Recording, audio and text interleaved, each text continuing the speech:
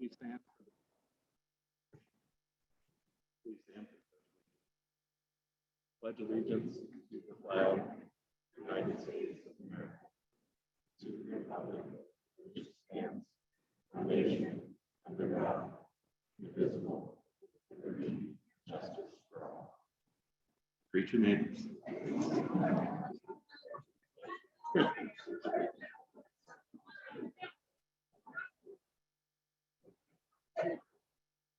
See you again.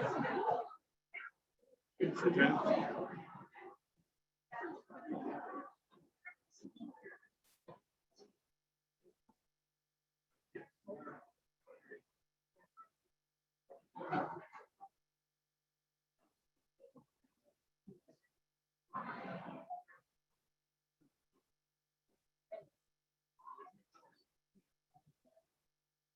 Today's invocation will be given by Beth Weaver. Let us pray. Dear Father, we thank you so much for this blessing of a beautiful day of the Fellowship of Rotary that we're able to enjoy today. Just be with the speakers as they talk about their service in the world and help us to be encouraged and to go out and serve and to bring glory to you and to be able to better our community. We pray in this in your name. Amen.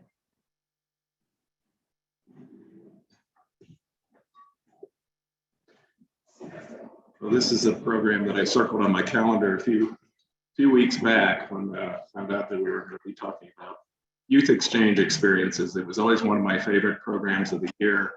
I was kind of disappointed that we didn't have rebounders coming back this year. So what a great idea to have these folks up here talking about their experience. A couple things I wanted to mention. When the district governor was here, he forgot to mention that he's holding an event on Sunday, August 29th, over in Canton at the MAPS Air Museum. So that's located right over there by the airport, and the event will be free to Rotarians and their families. There's a complimentary meal and admission to the museum.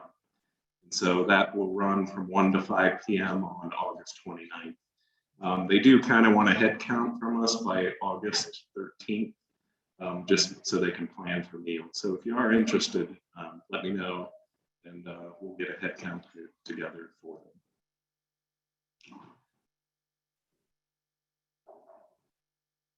them.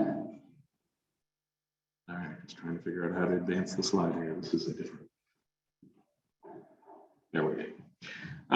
Lots of stuff going on this past week in Wooster. I don't know how many of you made it downtown to the Taste of Wooster, but what a great event that was. The weather was beautiful. Lots of people downtown. I think it was probably a bigger turnout than was even expected. That was a great event, combined also this week with Christmas in July. So that had some really nice events downtown this weekend. Just kind of reminds me what a great place we live in and the organizations that make all of that happen. So Shannon, thanks to you and your team for planning that. Also, shout out to the Chamber, Samira and her team, getting the Chamber of the Year. What a great accomplishment.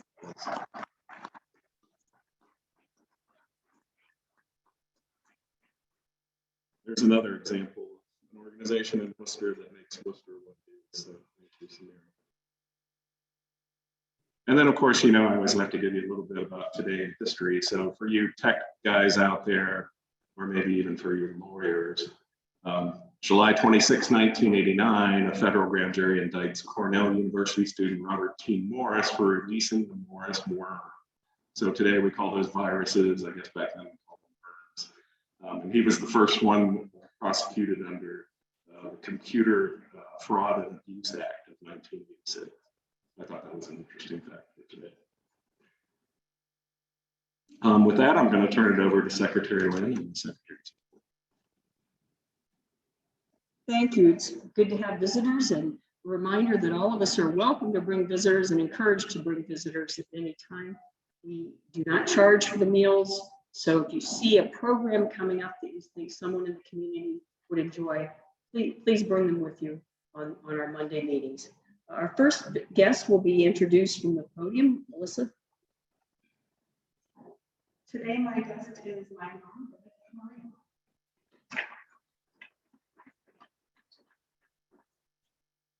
Merle Stutzman has the traveling microphone. Becky Foster is a guest.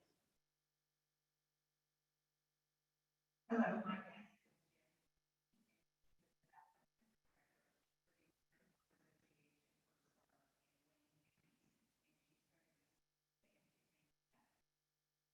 Thank you, Becky. I'm really excited to be here today because I'm happy to be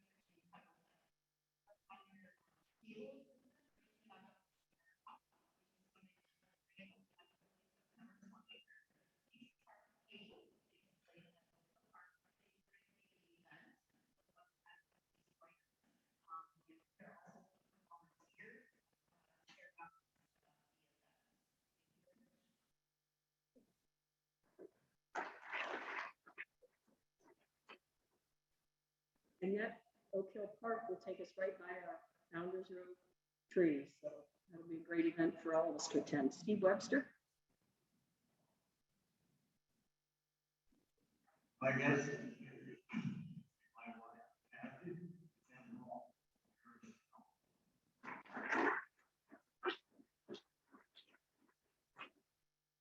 Frank Relly. I guess it's my daughter and some grandchildren.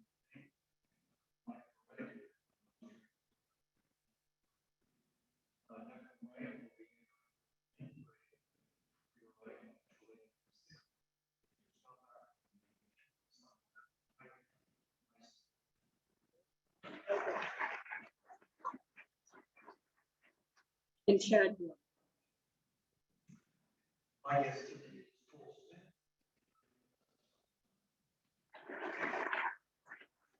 Thank you.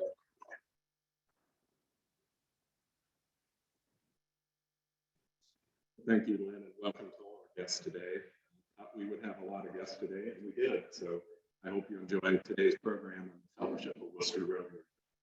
I'm going to call past President Kim up to the podium now, who's going to introduce today's program.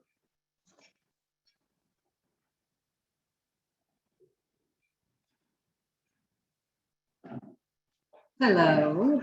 So as most of you may remember, typically in late July is when we have our rebounds back, the students whom we've sponsored at the club to go abroad for a year have come back, and they're usually here at this point doing their presentations. So sadly, we don't have any rebounds here this year, but we wanted to stick with the spirit of the Rotary International Youth Exchange.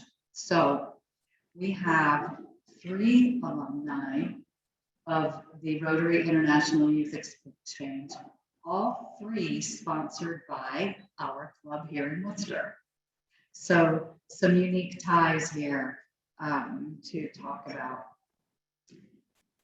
Before I start introducing the panelists or asking them questions, if you have either participated in the exchange yourself or been a host of exchange students, will you stand? Yeah, we have so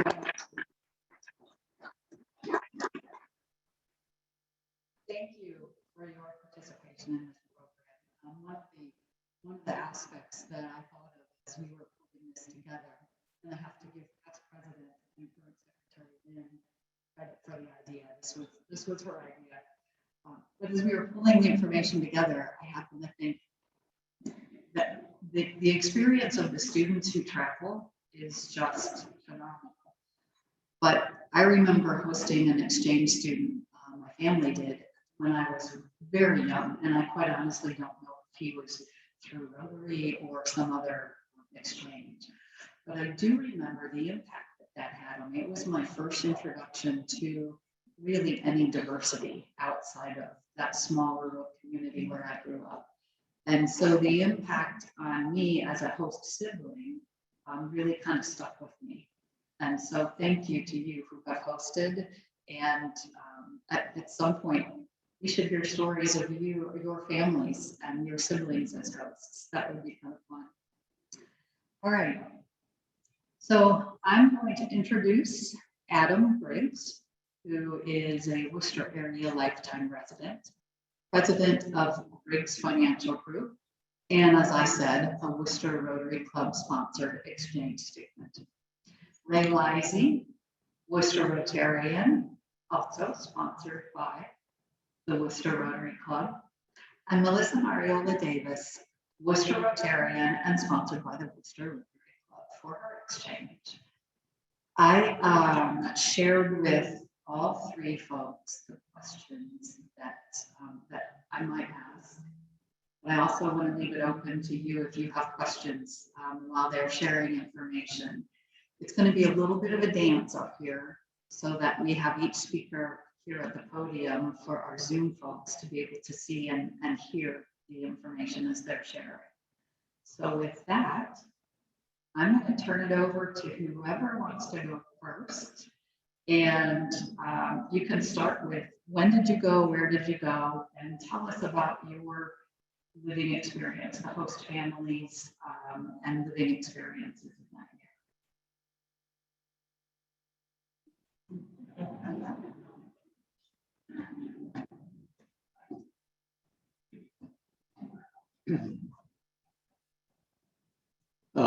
Well, I went in 1967, 44 years ago next week, to a place called Rugby, England. And I picked England because my mother's great-great-grandfather was from England. And I wanted to see maybe where they were born and if there was anybody still there that would recognize the name. Also, because I was kind of a student of English history for some reason, and I was anxious to see the countryside. My first host family was actually the headmaster of Lawrence Sheriff's School, which was in Rugby, England. And he picked me up at the airport. And of course, I had a lot of questions about, how I should behave and how I should call him. And he said, "You can always call me sir." And the biggest shock I had, I think, and my second was, and he was a great guy. His family was nice. His son actually was in Canton, Ohio, the year I went to England. In those days, they tried to work out an exchange between districts. So if somebody from our district went somewhere, we were to host somebody from their area in our district. My second host family, he was an engineer, and his son was in my class at Lawrence Sheriff's School. So we had an immediate friendship there. And my third host family was both retired. So by then, though, I was able to entertain myself, and I had a lot of interests. So I was not as much connected with that family as I was the first two. The other thing I do remember very well is when I got to Rugby, eventually I was asking again the headmaster questions about things. He said, "Just remember, we do things here differently than you do in colonies." So I think they thought maybe that we sure were a colony.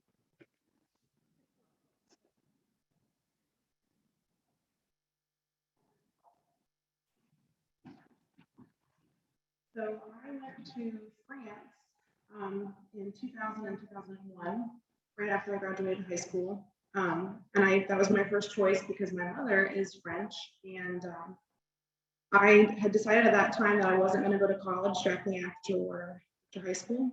So I thought, what better way to spend that year, but learning a little bit more about the culture in which my mother was raised and had spent some time traveling throughout my childhood. So my brother Vince had gone as well 2 years prior to me. So that was a huge encouragement as well from him to take the opportunity. And I stayed, when I got my assigned city, it was Bordeaux, France. So like even better, growing up in a household, if you know my dad, he's a fanatic of good wines. And so I was pretty excited to be planted in Bordeaux, France. I stayed with three families while I was there. The first family stayed with through the holidays, which was nice to celebrate the Christmas holiday with this family that kind of became like my second family away from home. Cooked them a big Thanksgiving meal for Thanksgiving. They had never had turkey or sweet potatoes the way we had them in the United States, so that was fun. I got my mom on the phone and she told me how to make the sweet potatoes. And second family actually was on a vineyard, so shucks, got to live in basically a small chateau in the middle of the in wine country, and stayed there for about 3 months, and then with another family, all in small little villages just outside of the city of Florida.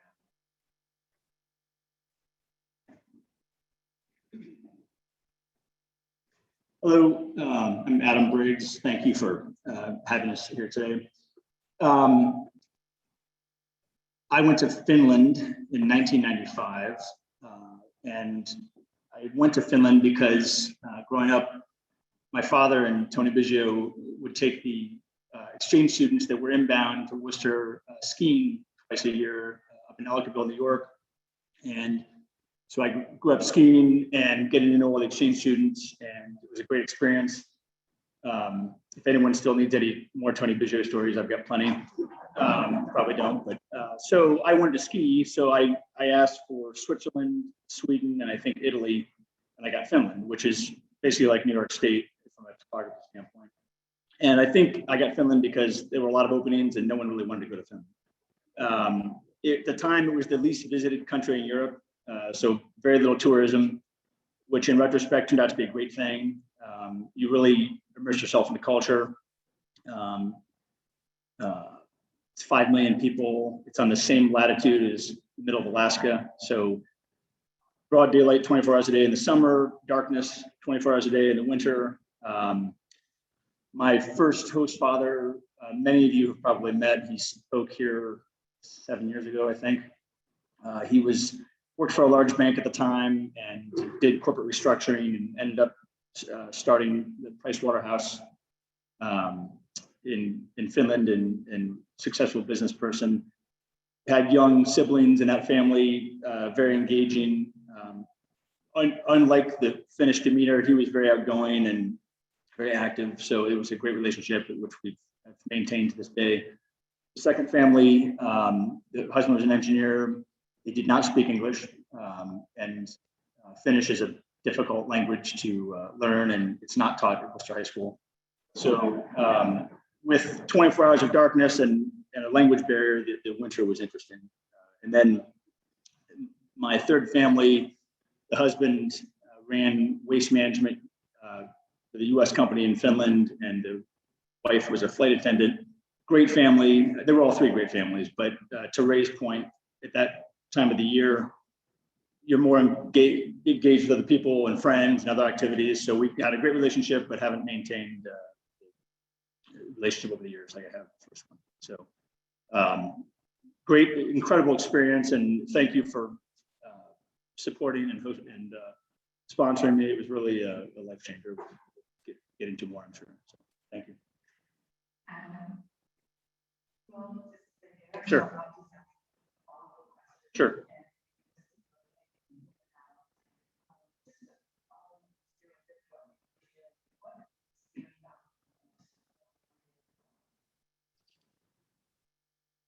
So just the varied experiences, like everything, it's the people, and the light bulb goes off on at some point that no matter where you are in the world or what the government structure is or the religion structures or where you are, people are people, and they have the same challenges and passions and drives.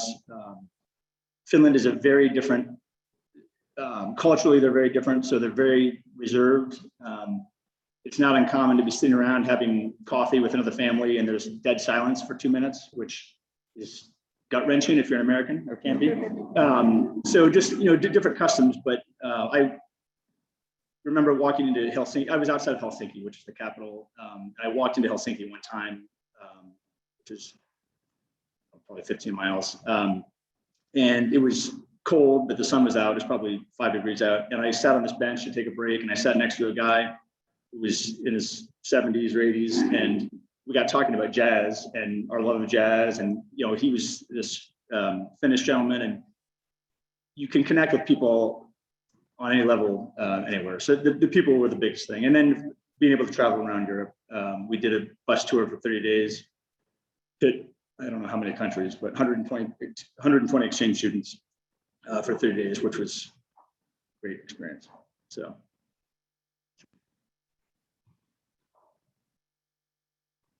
Same question. I would kind of echo what Adam said. I mean, just meeting the different people, and some of I'm in touch with today, some more than others, and just the experience at 18 years old, after spending most of my life in rural Wayne County, to see just another culture, buildings, food, to know that there is just so much world to see and to appreciate, and to respect the differences between the different cultures. I think that was really impactful for me at that stage of my life.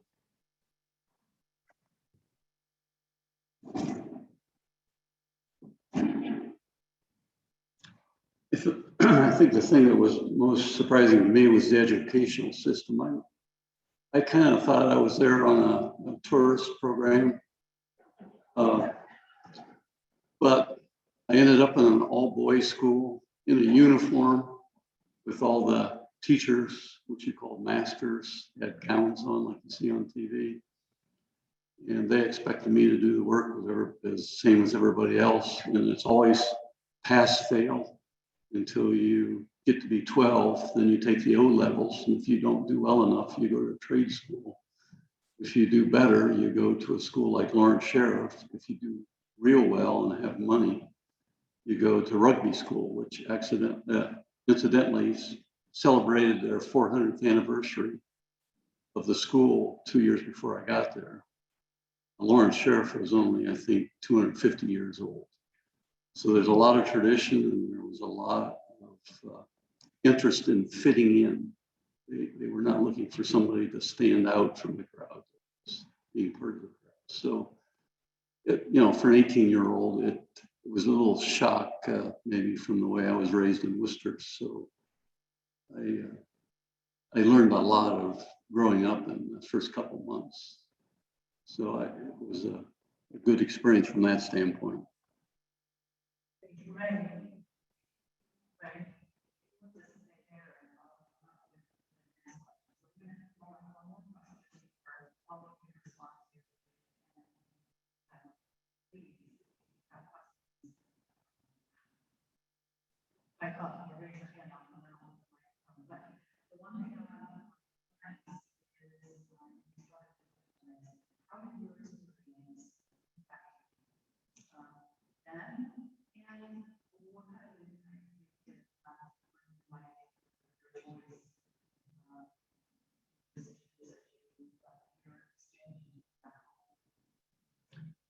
Well, it didn't affect much of my career.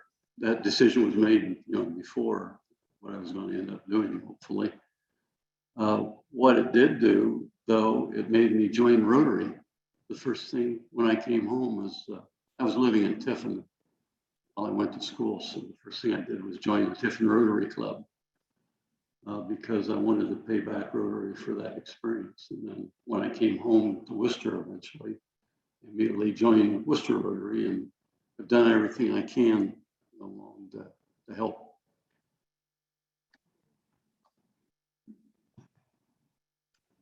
I think the biggest impact it had for me is the desire that I have to give my kids an experience of experiencing different cultures and appreciation for where their family members have come from. I still have roots in France and in Italy, and it's just so important for me to pass it on to my kiddos, for them to experience a different culture outside of living in Wayne County. And we've traveled around different parts of the United States, but hopefully next summer we're planning a trip to get abroad and let them experience all the world has to offer. I mean, in that little corner of Europe, but hopefully spark a little interest in some different culture and travel and being independent too. It was, it was still a young age. I was the youngest of 5 kids, but I was set out and still living with host families and well taken care of. But at the same time, it gave me a sense of of confidence that I could go out and travel on my own and navigate an airport and, live with people that I hadn't met and get to know them well. And so just to be able to pass it on to my kids so they know that there's a big world out there to see.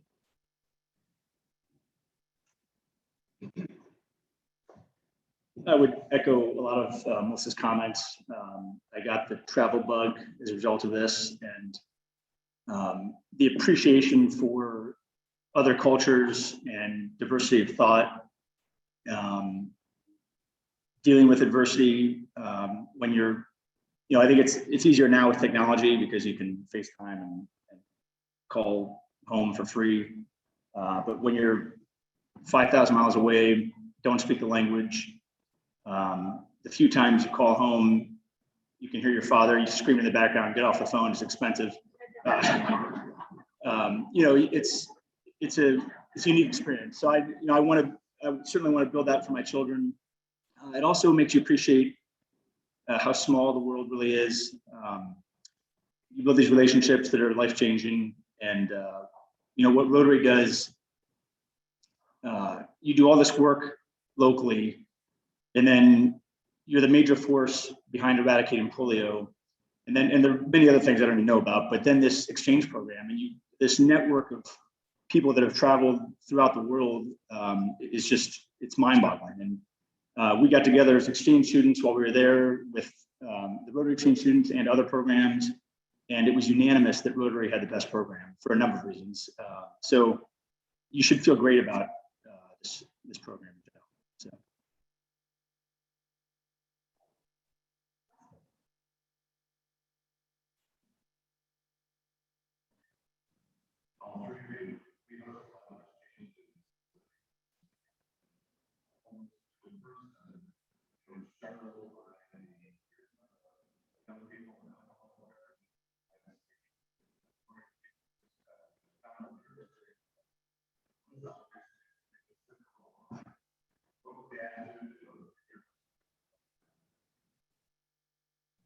The attitude in my host country was the Rotarians drank wine at the Rotary meeting, and we're happy to pour me a glass of wine at their Monday or Tuesday Rotary lunch. It's much more of a cultural experience with food there, and I was offered wine at dinner with host families, but not in excess. So and again, growing up with the experience I had at home, I knew that I wanted to gain an appreciation for me. I was like, okay, well, when I go, I don't like wine, but I'm going to try to appreciate, the flavor. So by the end of my year there, I definitely gained an appreciation for the flavor of wines in the different areas. But it's just so different culturally. The kids, get together and have their parties, and they can certainly buy it earlier. But with the Rotarians there in the club, it was much more of a cultural experience, and it was quite enjoyable. And then, of course, I waited 2 years when I got back to the United States to legally drink wine in the United States. I don't recall anything about the general message when we left was you're representing your country and your local club. Don't be an idiot. And it wasn't quite enough words, but we had wine with dinner. The drinking age was 18 in Finland at the time. But yeah, I mean, we all drank here and got together, and public transportation, as anywhere in Europe, is everywhere. So you can get everywhere by train. They were very, very strict on drunk driving as a country. So I mean, we didn't have driver's licenses anyway, we weren't driving, but they really had cracked down probably earlier than the US did on that. But yeah, it's the same thing. We had wine with dinner occasionally, and it was just more of a cultural acceptance.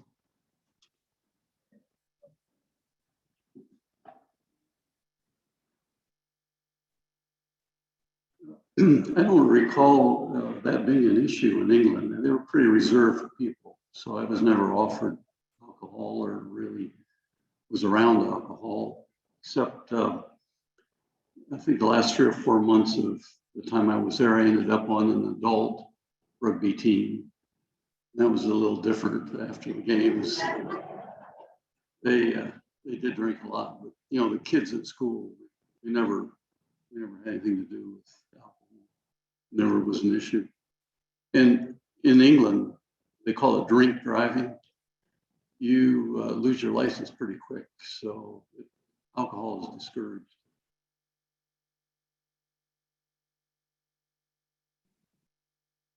We've been fortunate enough to host a couple of students and so this question was one of the students and they brought up first drove me absolutely crazy the first 2 months. I would look at these straight eyes. Look at anyone straight eyes. And there's one of them is just me and so I believe you just sort of a cultural thing. It had to be the latter, of course. Yeah,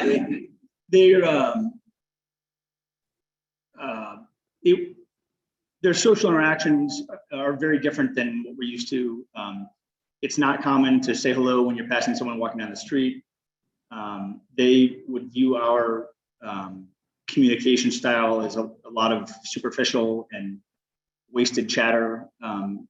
They're more kind of talk about the things you want to talk about and skip all the fluff. So that took some getting used to. My first host father was, I'd say, more Americanized than many. So he was always engaging in conversation, but yeah, that's fairly normal. It was.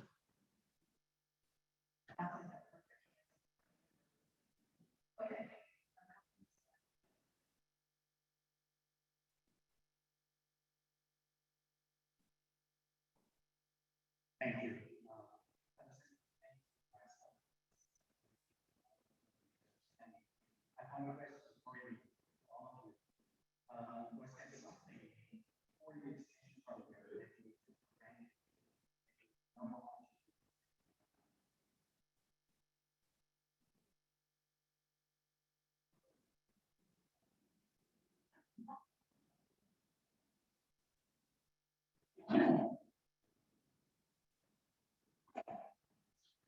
Not sure this directly answers your question, but when you grow up in a small rural community in the US, I think you take for granted that what a major force we are in the world.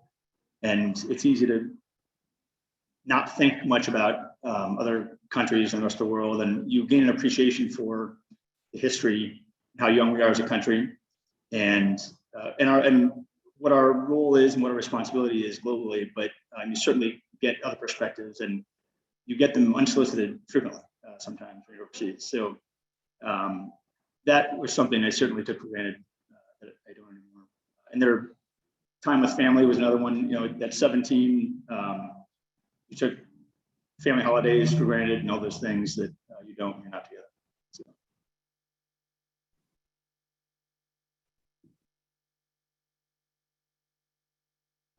I would probably say, you know, in high school, I just took for granted the opportunity that the exchange would give to me, and the experiences to have overseas, and, you know, what Rotary Club provided. It was a year-long experience in France at a minimal cost to my family, and it made, you know, an impact in my life that, you know, I'm forever grateful for. That was 20 years ago. So I think definitely I took for granted the opportunity, and it's still impacting my life today.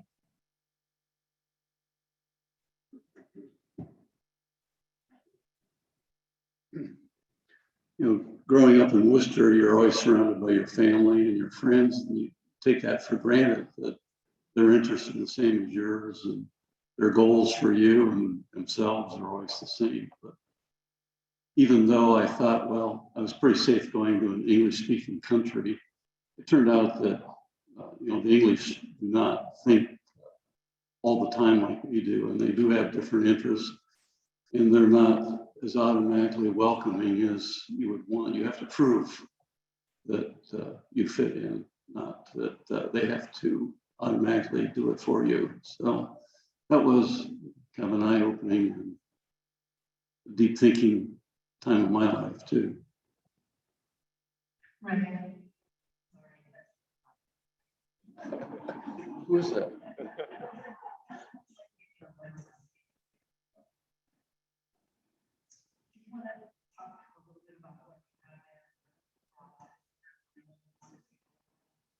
I brought some pictures of my school. I talked a little bit about the English school system. I mentioned it before, but when you're 12 years old, you take what they call the O levels, and if you do really well, that means then you don't pick your school in England. It's picked for you. And if you do well on the O levels, then you go on to the next level, which would be 6 more years of advanced training, assuming that you're going into college. If you do well on your O levels, then you go into another school, which is a trade school. Usually the upper level schools, the college schools, are not integrated. They're boys schools or girls schools because studying is serious business. It's your job. For me, it's like I said, a time off. So it's just a different kind of thinking that you have to master. And everybody else is serious. And you need to support them in that. So I don't know if that answers your question.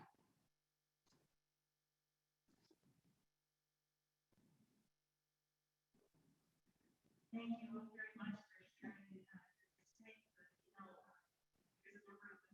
We're excited to be with Alabama.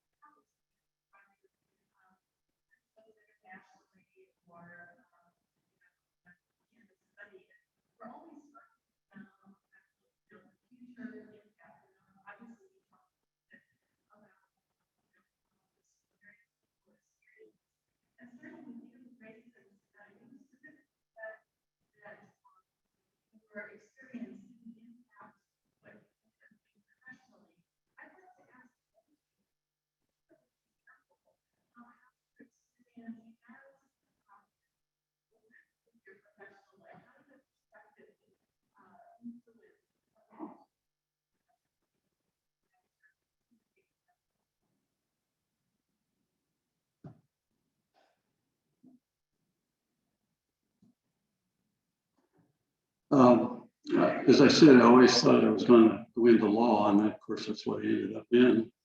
I thought more labor law or corporate law. Somehow I ended up just taking a job in family law and kept waiting to change into what I had hoped. And eventually I retired from family law. And that started in England. It changed my attitude about people and what I needed to do to help people in the world and not just think about, the money or the power or whatever else you could find. I'd rather take care of people, which was kind of an evolution for me. It was a surprise where I ended up in life, even though it was law. It was just a different part that I never expected. And it's the same with Rotary. I joined Rotary because I thought it's something I owed Rotary to do. I learned how much more work needs to be done in not just celebrating your presence in Rotary. It's more about that. So it did make an effect on my life. Not as I expected, but in the same field.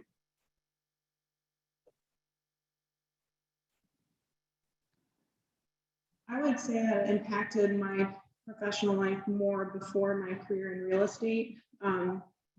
Being a lover of food and wine and working in the restaurant industry for many, many years, I think that I just really appreciated the French food that my brother used to cook and learning about the wines and taking a lot of care in that when I would serve guests at the restaurant. In my current role as a full-time real estate agent, though, it comes with a lot of flexibility in my job. So I'm able to work hard and also have flexibility to be able to travel more. And so I would say that that's probably how it impacts me now, as I have the flexibility to get back out there to see those countries.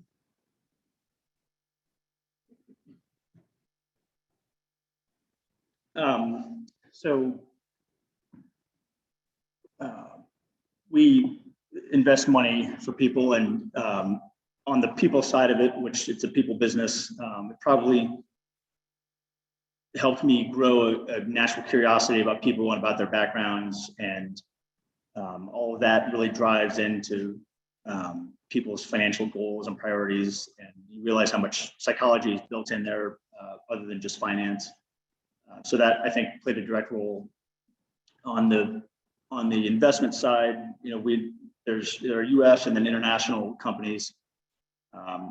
When I was in Finland, they were just starting to do business in Russia, which Finland had been independent for about 70 years from Russia, and it was a tenuous relationship, and there's still a lot of disdain of Russians by the Finns. But a friend's father had set up a plant for his business in St. Petersburg and moved his machinery in and went in on a Monday, and the power was cut off. And the mafia said, if you want power, you pay us this. I guess it was an early version of ransomware, but it gave me an appreciation about how hard it is in some of these developing countries for businesses to get going.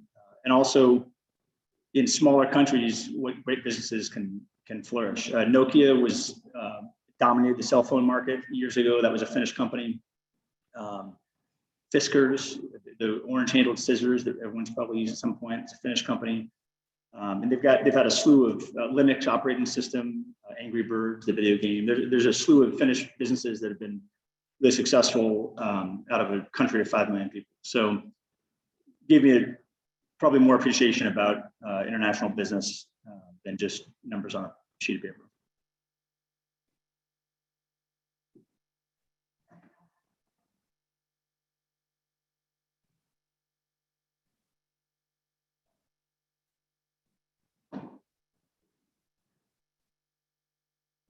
Thank you all for sharing your experience. We're going to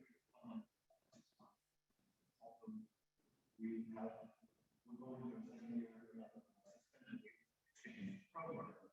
We are opening up applications again.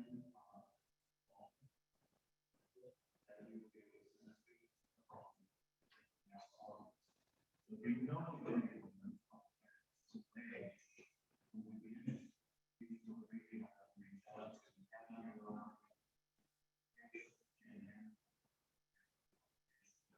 we would give them I'll ask each share. Many of us can now view that this year travel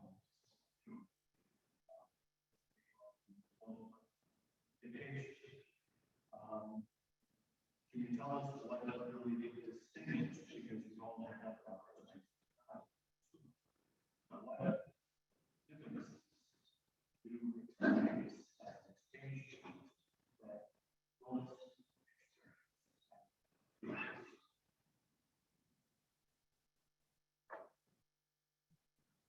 I think the biggest difference for me was just living the life. When you're traveling, you're kind of seeing the sights, you're eating at the good restaurants, you're packing a lot of experiences into a small time. But when you're living there and you're having breakfast with your family and going to school and having weekends and traveling with your family, I mean,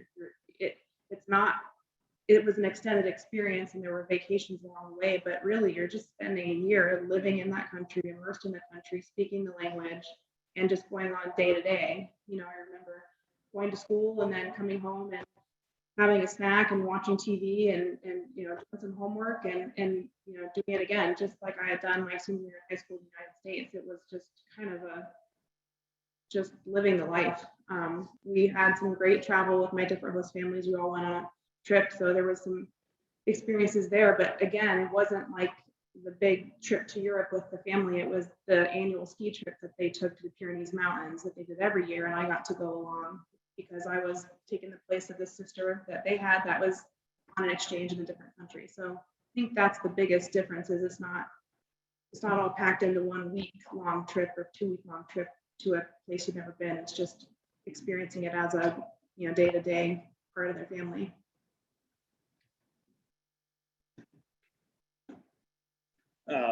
I would say the same thing. You're immersing yourself in the culture. Any of us that go on a vacation, even if it's an extended vacation for a couple of weeks, you're on a schedule, you're trying to pack in the sites, you're trying to maximize their time. The being there for an extended period of time allows you to build those relationships deeper, be part of the family. A story came to mind this morning when we hosted 2 exchange students at our house before I was an exchange student, and one was a guy from Sweden. And the day he got to our house, my father said, "Well, we're supposed to treat you like our own, so let's go wash the cars." And the day I got to Finland, my host father said, "We're going to have coffee, and then we're going to go wash my Mercedes." I said, "Okay." So, you're being part of the family is a much different experience, and their rules and their boundaries and their experiences and travel and their extended family reunions and all that. So it really, and I would say to any of you with young children, you can't put a price tag on the education and the experience. It's really highly encourage any of you to have your kids. Thank you.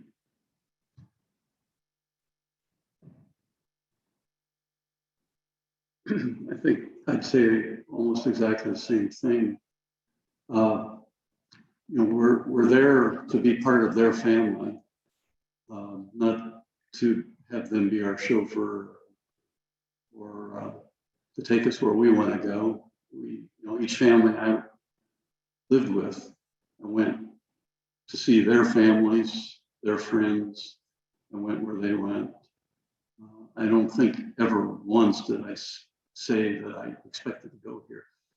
Rugby was a town of about 80,000, so it's a lot bigger town than I was used to. The Rotary Club was about 300 or 400. And I think the whole year I was there, I maybe went to Rotary twice. I think it was a new experience for the Rugby Rotary Club.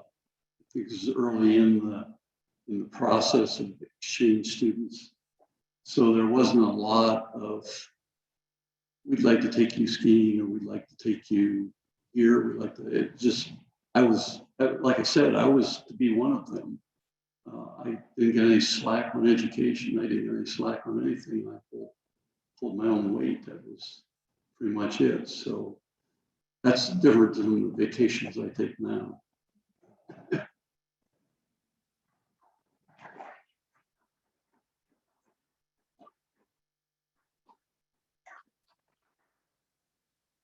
Ray Adams, so thanks a lot for sharing your experiences with us today. It was very interesting. Ray, you said to me before the meeting that there might be some 8mm film of you playing rugby somewhere. So if you find that, I'd like to see that.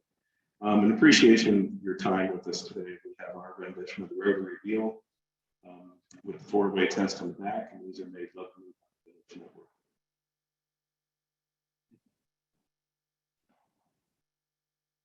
A couple of quick reminders. Meals with a Mission. Robin, did you want to mention?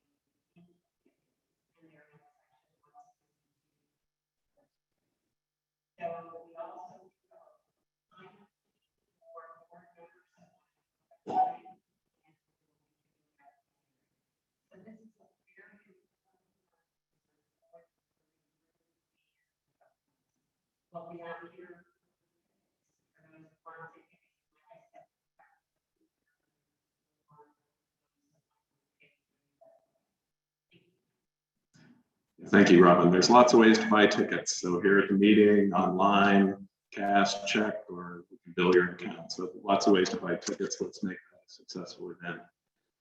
Don't miss next week's program, where we have our own Chad Borman and Matt Long, who will be talking about downtown Wooster development. With that, we stand adjourned.